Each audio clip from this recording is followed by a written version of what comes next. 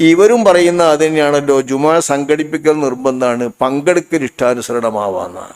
അങ്ങനെ മസാല പറയരുത്.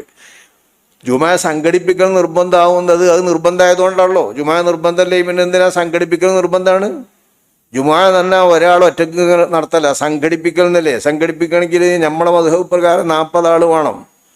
അപ്പോൾ ആ 40 ആളുകൾ കൂടിക്കൊണ്ട് നടത്തേണ്ട ഒരു ജുമാ പങ്കെടുക്കാണ്ടാത്തവർക്കൊന്ന് പങ്കെടുക്കണ്ടെന്ന് എല്ലാവരും പോയാൽ പിന്നെ എങ്ങനെ സംഘടിപ്പിക്കണ നിർബന്ധ ബാധ്യത കിട്ടുക?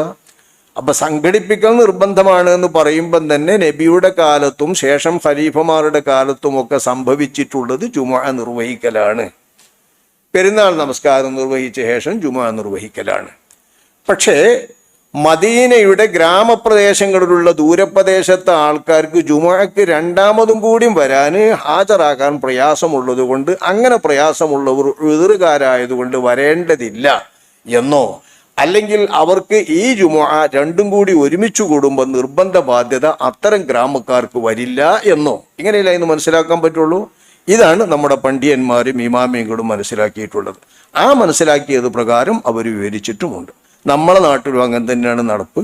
വെള്ളിയാഴ്ച ജുമുഅയും പെരുന്നാളും കൂടി ഒന്നിച്ചു വന്നാൽ നമ്മൾ പെരുന്നാൾ നിസ്കാരം കഴിക്കും ആദ്യം, അത് കഴിഞ്ഞിട്ട് ജുമുഅയും നടത്തും. ജുമുഅക്ക് നടത്താൻ സൗകര്യം ഉള്ളവരൊക്കെ കൂടും, അല്ലാത്തവർക്ക് എവിടെയാ പോയത് എവിടെയാ എത്തുന്ന വെച്ചാൽ അവിടെയൊക്കെ കൂടും. അങ്ങനെയൊക്കെയാണ് നമ്മുടെ നാട്ടിലെ പതിവ്.